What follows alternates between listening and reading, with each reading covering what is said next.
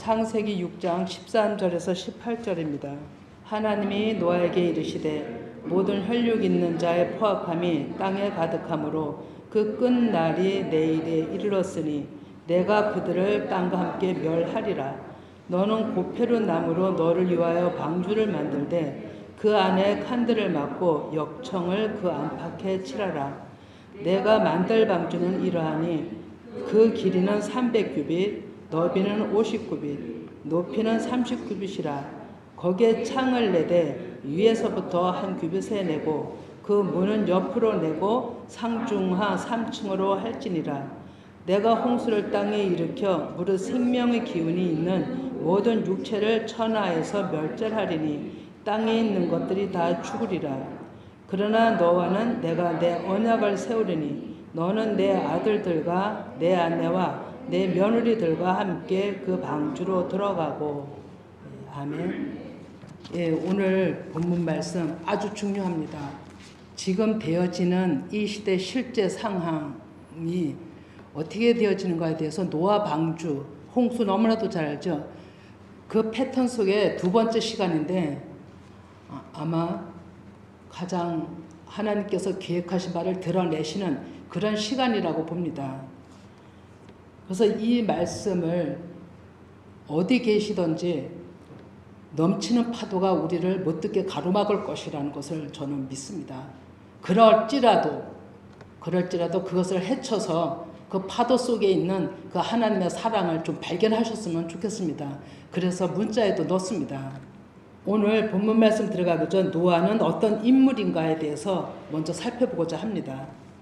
창세기 6장 9절에 이것이 노아의 족본이라. 노아는 의인이요 당대 완전한 자라. 그는 하나님과 동행하였으며 라고 말씀합니다. 노아 이름 뜻은 조용히 쉬다, 정착하다, 거주하다 이런 뜻이 있고 또 안식하며 유한이라는 의미를 또 부여하고 있죠. 노아는 아담의 10대 후손입니다. 홍수 기사의 영웅이죠. 특별히 여호와께 은혜를 입은 탁월한 의인이라고 성경은 말씀하고 있죠. 노아는 의인이요 이렇게 얘기를 합니다. 그 의인은 합법적인 의로운 사람, 하나님께 인정받은 사람을 의인이라고 합니다. 또 당대의 완전한 자라 하시면 완전하는 탐임으로 온전한, 흠없는 진실, 순결한 올바른 뜻들을 가지고 있죠.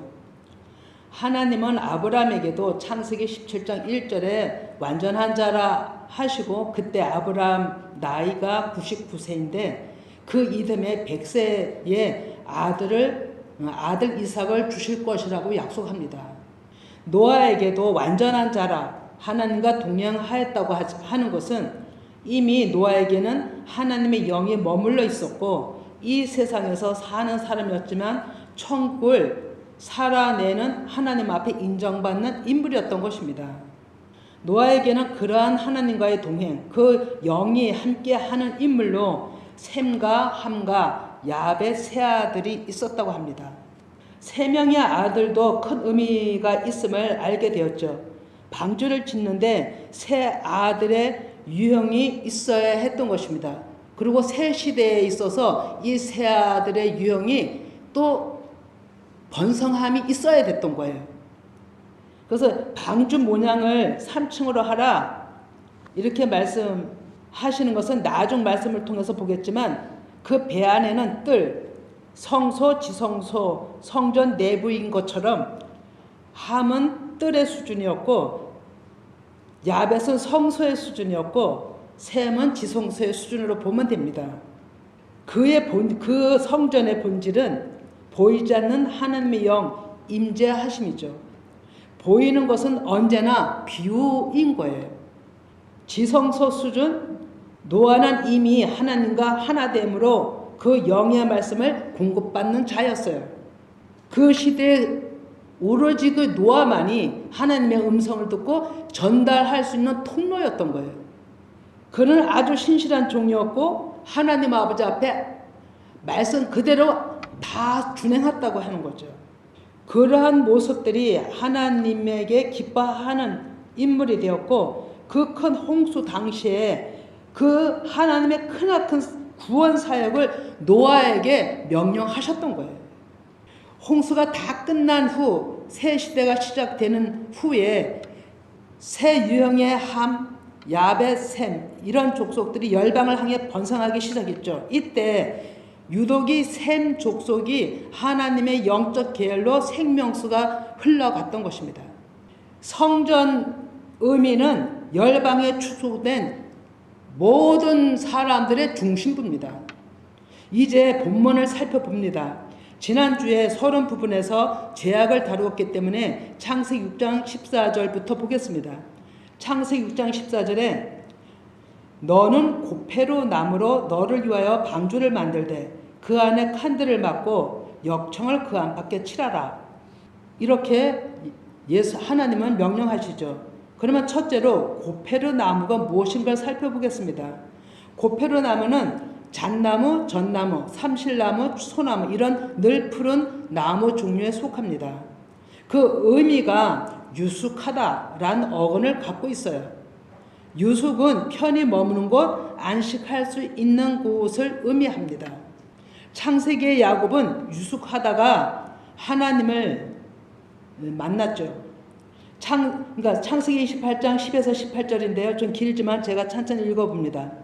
야곱이 브에삽에서 떠나 하른으로 항하여 가더니 한 곳에 이르러는 해가 진지라 거기서 유숙하려고 그곳에 한 돌을 가져다가 베개로 삼고 거기 누워 자더니 꿈에 본즉 하나님의 사자들이 그 위에서 오르락 내리락 하고 또 본즉 여호와께서 그 위에 서서 이르시되 나는 여호와니 너희 조부 아브라함의 하나님이요 이삭의 하나님이라 내가 누워있는 땅을 내가 너와 내 자손에게 주리니 내 자손이 땅의 티끌같이 되어 내가 서쪽과 동쪽과 북쪽과 남쪽으로 퍼져나갈지며 땅의 모든 족속이 너와 내 자손으로 말미암아 복을 받으리라.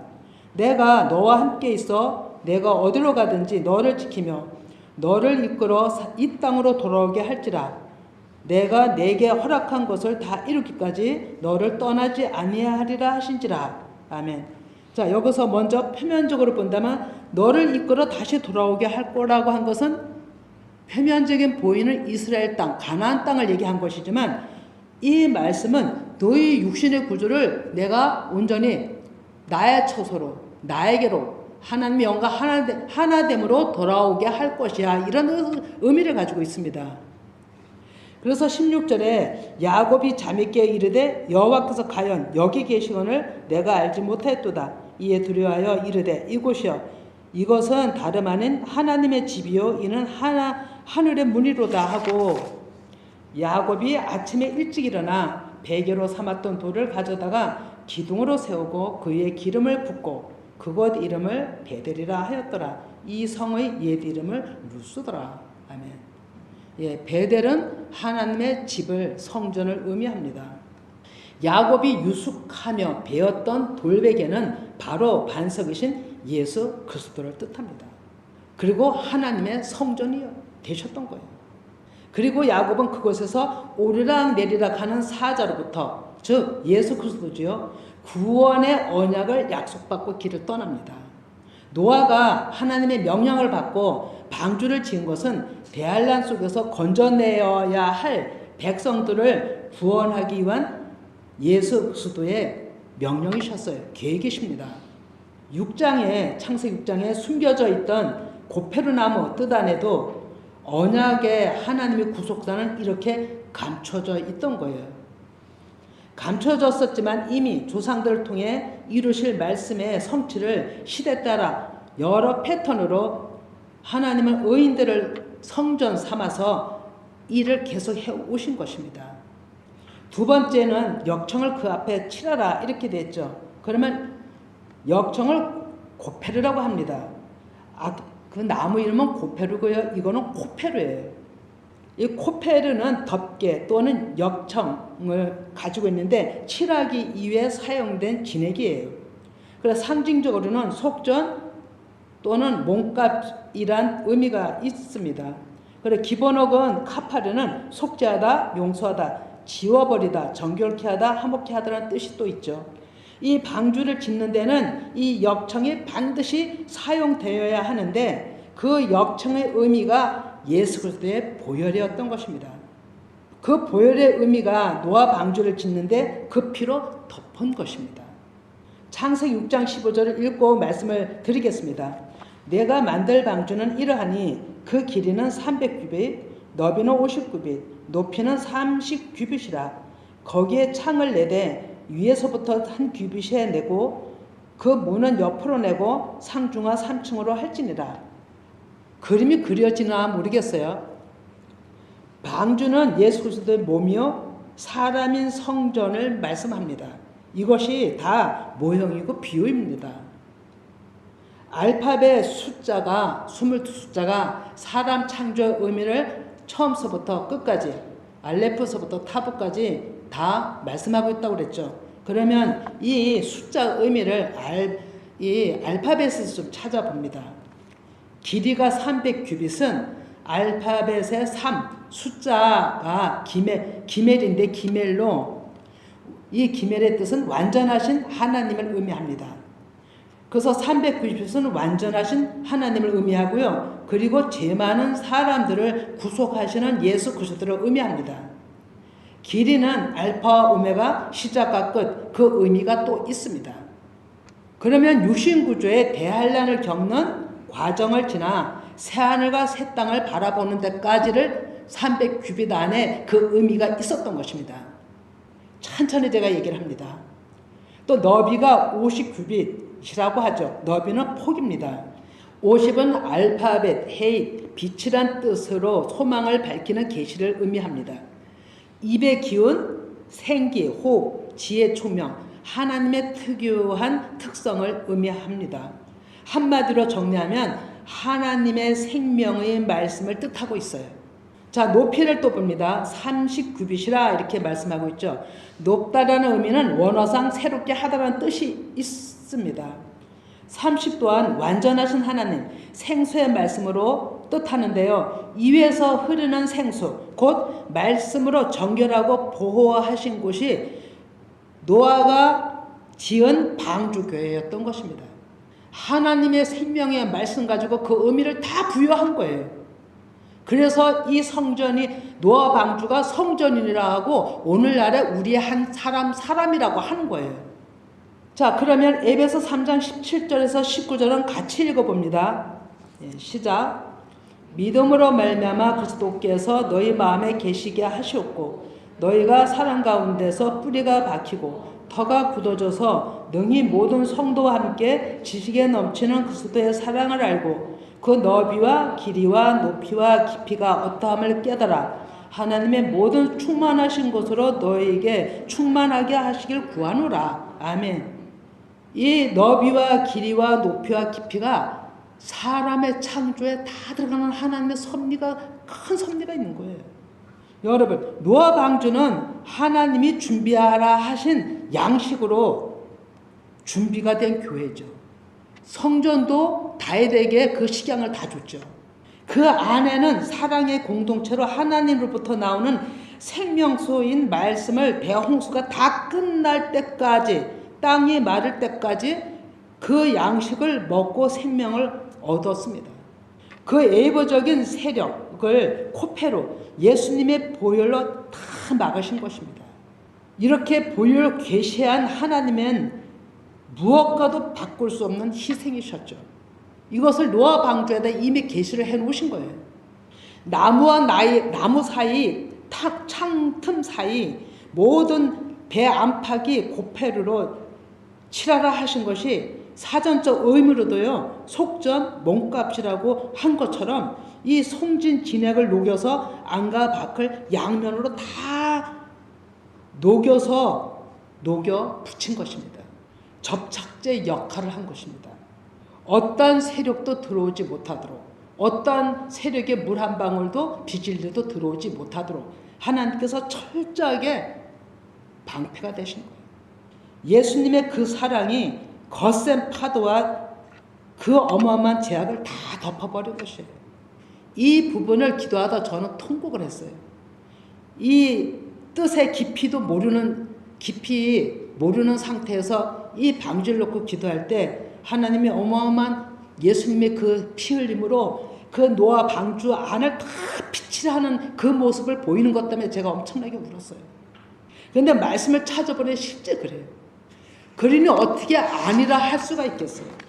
우리 사람이 죄악으로부터 사함을 받고 보호를 받으려면 예수님이 속전 몸값을 치러주지 아니하셨더라면 우리는 살아남을 사람이 없는 거죠. 셋째 날에는 사람이 성전되려면 날마다 나를 부인하고 나를 첫 복종시키는 자들이 십자가의 보혈로 은혜 받는 자들이에요. 예수님 몸값은 30냥에 팔렸다고 하죠. 물과 피까지 다 쏟아내심이 이 코페르에 담긴 비밀이었던 것이에요. 예수님의 십자가 죽으신가 그 피뿌림이 방주, 그 방주 안에 다 세사의 틈 사이를 다 막았잖아요. 어찌 이것이 예수님의 보혈인 줄을 알았겠어요? 예수님이 짚어주지 않냐시면 이게 보혈인 줄을 모릅니다. 그 방주의 도형이 거기에는 창문 위에부터 한 규빗에 내라 하시면 오직 말씀은 위로부터 주시는 말씀을 얘기를 합니다. 사람의 소리는 위로부터 내려올 수가 없습니다. 또 사람이 들어오는 그 문은 옆으로 내라 하셨죠. 왜 옆으로 내라 하셨을까요? 자, 이 옆으로 내라 하셨을 때 저를 연결시켜준 말씀이 있는데 아담을 에덴에서 잠들게 하고 그 뼈를 취해서 뼈는 어디 있습니까? 옆구리에 있잖아요. 그 갈비뼈를 취하여 아담을 돕는 배필로 삼게 한 여자가 있었죠. 그것을 계시한 것입니다. 그리고 사람이 방주요, 성전이요, 교회인 것이죠. 그래서 사람은 하나님의 동력자요, 밭이라고 고린도 전서에도 말씀합니다. 돕는 자는 곧 아내요, 온전하게 성숙해지면 영원히 함께할 신부인 것이죠. 그래서 예수 그리스도와 한 몸이라고 하는 겁니다. 위의 창의 의미는 하나님이 생명의 말씀이 내려주시는 통로. 그 통로는 아무나 받을 수가 없는 거죠. 하나님이 의인이라고 인정한 자만 받을 수가 있는 겁니다, 여러분. 옆에 문은 사람들이 선택받아 들어오는 문인 거예요. 아담의 갈비뼈로 여자가 생겨났잖아요. 그것과 똑같은 겁니다.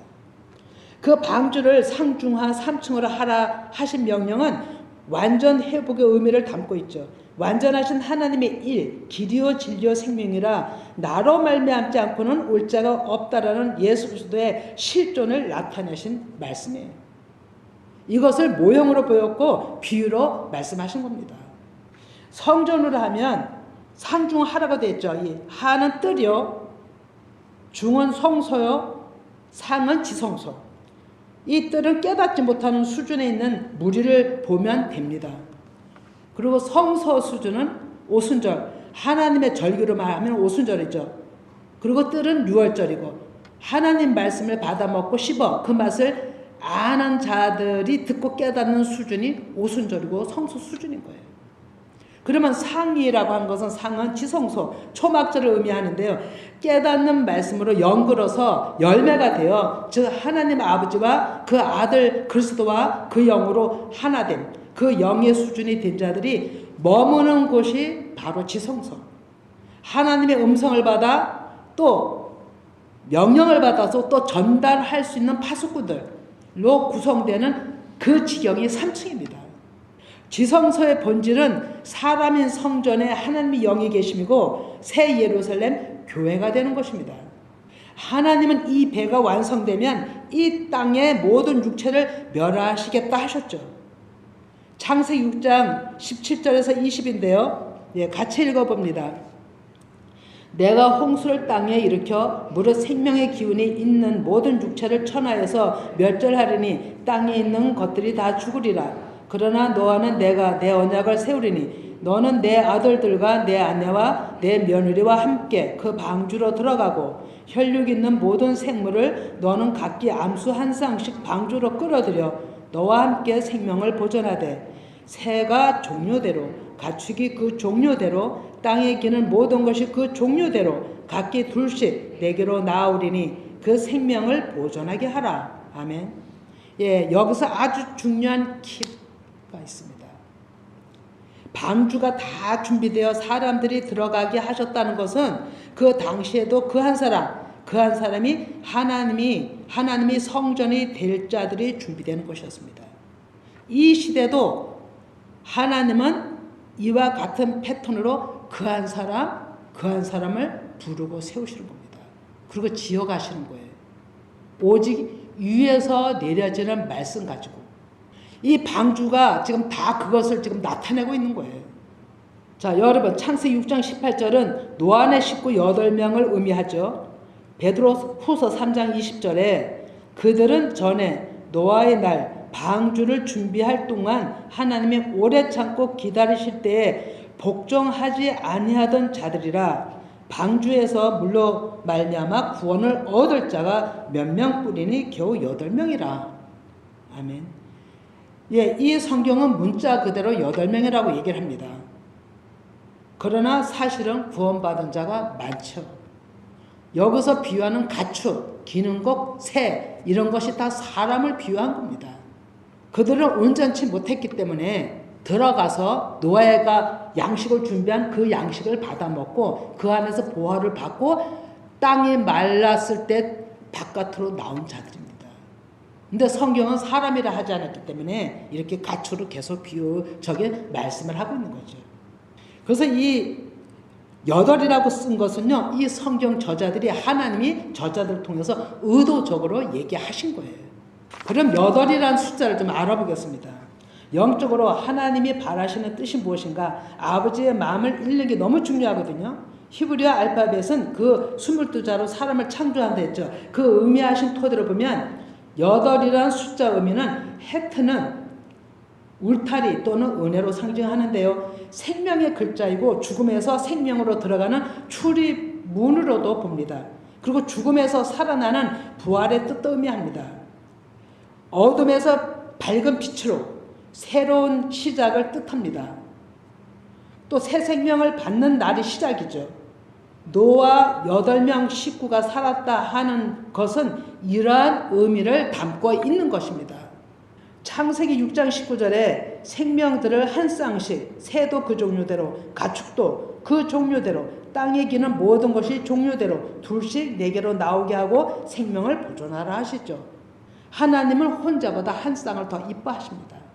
그것이 하나님이 정하신 법칙이니까요. 노아 당시에는 혈육 있는 모든 것들을 한 쌍씩 들어가게 하는 것을 지금 좀 전에 말씀드린 대로 다 가축, 새 기는 것으로 비유했기 때문에 계속 이 말씀들은 이렇게 말씀하는 것이지만 오늘날에 우리들을 얘기한다는 것을 여기서 짚고 넘어가야 합니다. 예, 나르는 새들은 제사장 반열이라고 얘기를 했죠. 이것은 성경 용법이 말씀하는 말씀입니다. 다 비유입니다, 여러분. 보이는 성전은 다 비유인 거예요. 그러면 실제 본질은 무엇일까요? 나 한 사람이에요, 여러분. 내가 성전이 돼야 되고 하나님이 내 안에 들어오셔야 되고 내 안에 보좌가 설치되고 말씀이 내 안에서 흘러나와야 되는 거예요. 이게 본질인 것입니다. 그런데 사람들은 이것을 모르기 때문에 자꾸만 보이는 것을 쫓아다녔던 거죠. 보이는 말씀에 현혹이 되고 미혹이 됐던 거예요. 예, 창세기 6장 20일, 20일 보면 노아에게 먹을 양식을 다 준비하라죠. 이것은 오늘날 어떻게 준비가 되는가 또 보겠습니다. 21, 20일 보면 시작 같이 읽습니다. 너는 먹을 모든 양식을 내게로 가져다가 저축하라. 이것이 너와 그들이 먹을 것이 되리라. 노아가 그와 같이 하여 하나님이 자기에게 명하신 대로 다 준행하였더라. 아멘. 예, 음성을 불투명하게 들으면 순종 못합니다, 여러분. 그런데 선명하게 들으면 과감하게 순종합니다. 노아는 정확하게 들었기 때문에 순종하게 된 것입니다. 노아가 500세 후에 셈과 함과 야벳을 낳았다라고 성경은 말씀하거든요. 그리고 그 후에 600세 때 홍수가 시작이 됐다고 합니다. 그럼 이 또한 육은 사람 육신의 의미를 뜻하죠. 육은 하나님과 원수됨이에요. 그래서 진멸하시겠다라고 한 의도적 계시였던 것이 이 숫자 의미도. 창세기 6장 21절을 살펴보면 너는 먹을 양식을 가져다가 저축하라는 그 말씀의 의미는요. 너는 말씀을 내가 주는 말씀을 깨달아서 듣고 깨달아서 마음에 새기고 그 영의 양식을 홍수가 다 끝날 때까지 먹이라. 나누어라 이런 말씀입니다.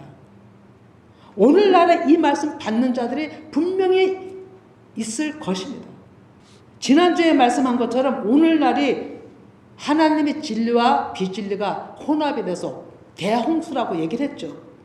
그러면 노아를 준비시켜서 이렇게 하나님의 양식을 진리를 가지고 선포하게 하고 사람들을 먹여서 살리게 한 것처럼 오늘날에도 그런 일꾼들이 있다는 것입니다.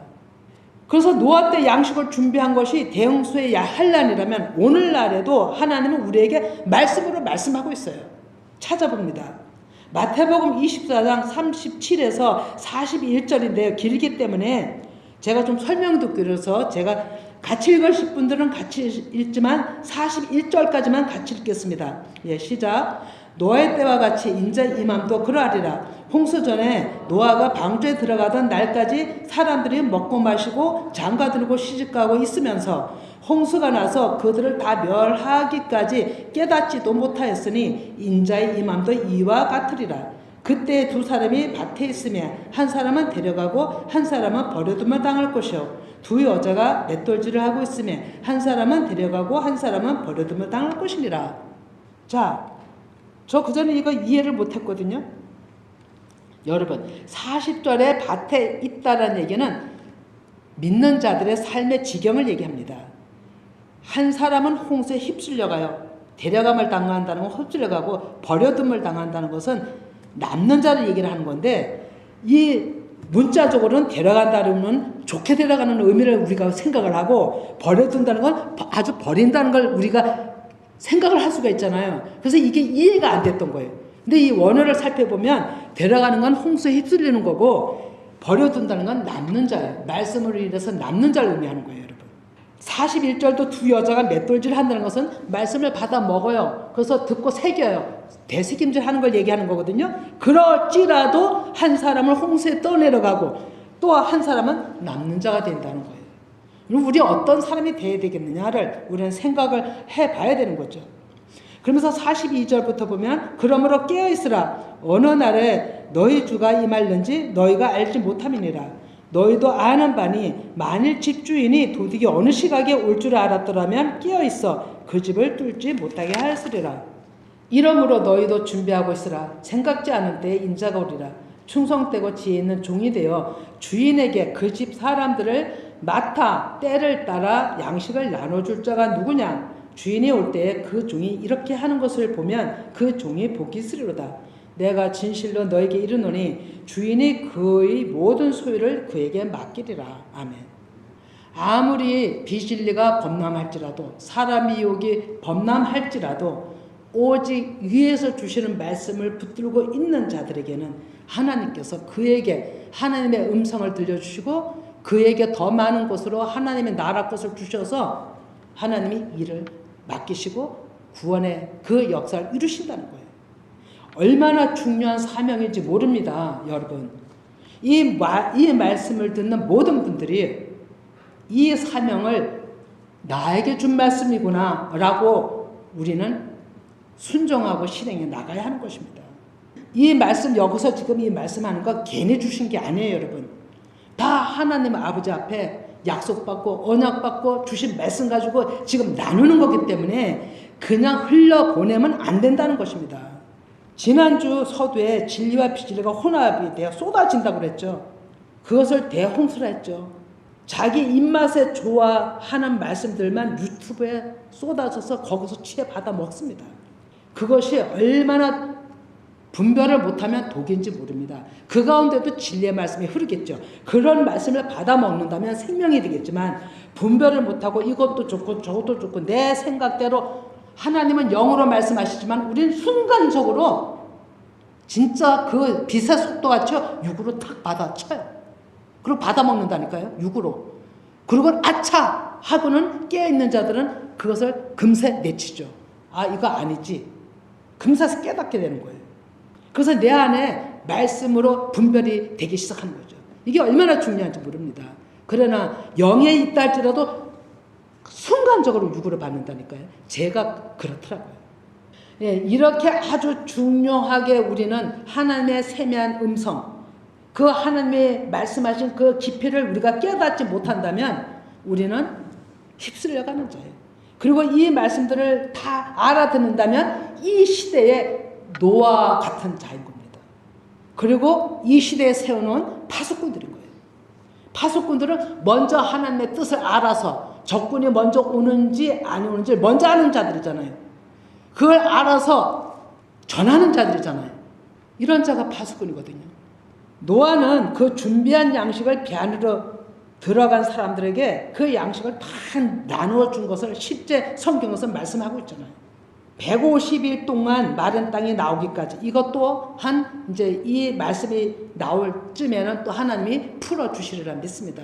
오늘은 그냥 이 말씀의 의도가 아니기 때문에 읽고 넘어가죠. 그래 하나님이 준비시켜 주신 양식을 먹고 살아남은 자들이 이 때에도 가장 큰 복인 겁니다. 이들은 새하늘과 새 땅을 보았고 옛것을 볼 수 없었던 것이죠. 왜? 홍수로 다 망가졌으니까요. 세상이 얼마나 황망했겠어요. 한번 상상을 해보세요. 새 시대를 여는 인물들로 살아남은 것은 좋았겠지만 아마 막 좋아서 웃지는 않았을 것 같아. 너무나도 그 큰 일들이 눈앞에 닥쳤기 때문에 감사해서 엉엉 울었을 것 같아. 세상은 온데간데 없어지고 어디가 어딘지 분별 못하겠고 지척도 할 수 없는 곳에 땅 위에 그들은 섰어요. 그리고 새 시대를 여는 자들이 됐다라고 생각해 보세요.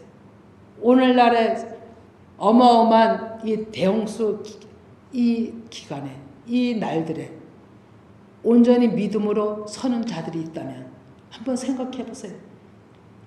웃음보다는 감사해서 눈물밖에 안 나올 거예요.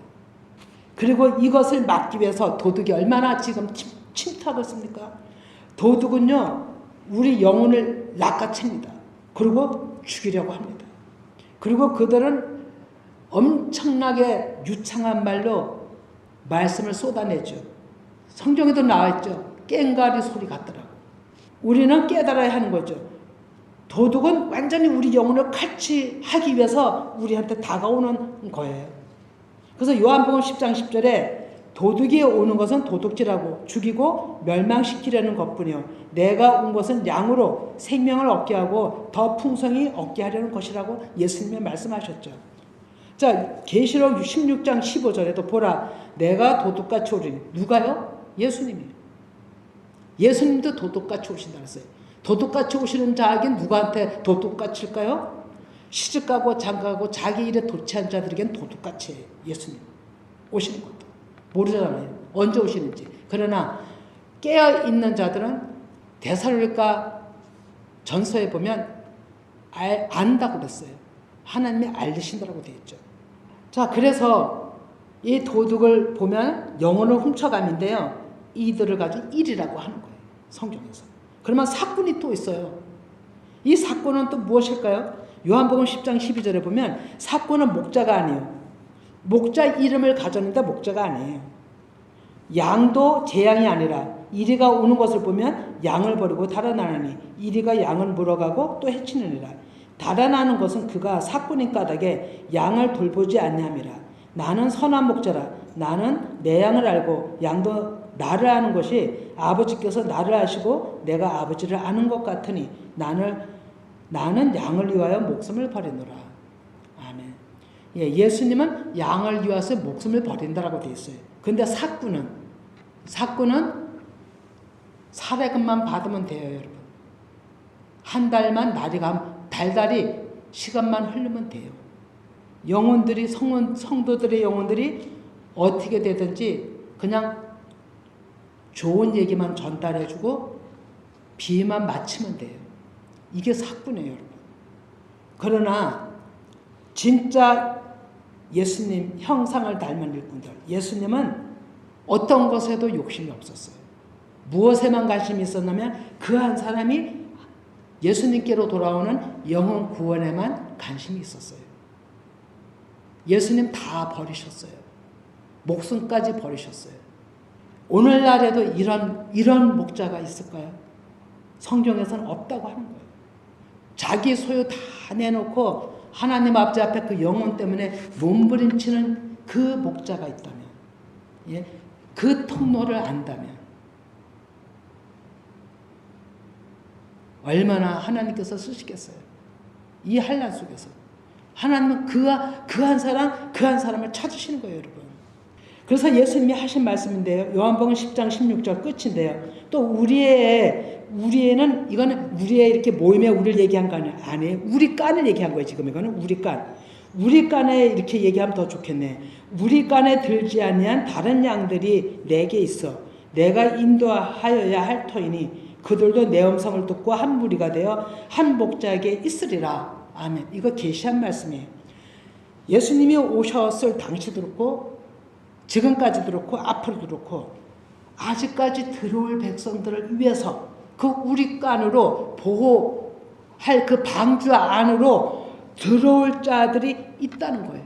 그 한 목자를 중심으로 해서 예수 그리스도의 그 이름을 중심으로 해서 우리는 거기에 그 영으로 몸으로 다 모여야 되는 거예요. 교류가 돼야 된다는 거죠. 어떻게 먼 곳에 있는 진짜 이 거리상 먼 곳에 있는 자들이 어떻게 모이는 데 집중을 하겠어요. 그럴지라도 하나님은 영의 일은요, 이 보이는 거리 측정이 아니에요, 여러분. 먼 데 있을지라도 마음이 같이 있으면 우리 안에 있는 거예요. 예수님과 하나됨이에요, 여러분. 이거를 주님은 오늘날에 이걸 우리에게 지금 말씀하신 거예요. 나는 너희들을 찾아서 내 우리 깐에, 내 방주 안에, 내 영 안에 있기를 원해. 이렇게 얘기하는 거죠. 이거를요, 창세기 7장 1절에, 제가 9장까지 이걸 시리즈로 한다 그랬잖아요. 7장 1절에 이하에다가 하나님이 말씀하고 있어요. 계시하고 있더라고요. 그거는 또 다음 주에 하겠습니다. 예, 그래서 정말로 우리가 이 말씀들이 얼마나 중요한지를 이 시대에 실제 우리에게 지금 닥친 일에 대해서 지금 이 노아 방주를 통해서 하나님이 보여주시는 말씀이라는 걸 마음에 깨달으시고 바쁘시지만 한 주간도 또 구정도 끼어서 엄청난 그 산만함이 또 있을 것이지만 집중적으로 주님의 그 뜻을 잊지 아니하시고 우리 모두는 달려가는 우리가 되길 바랍니다.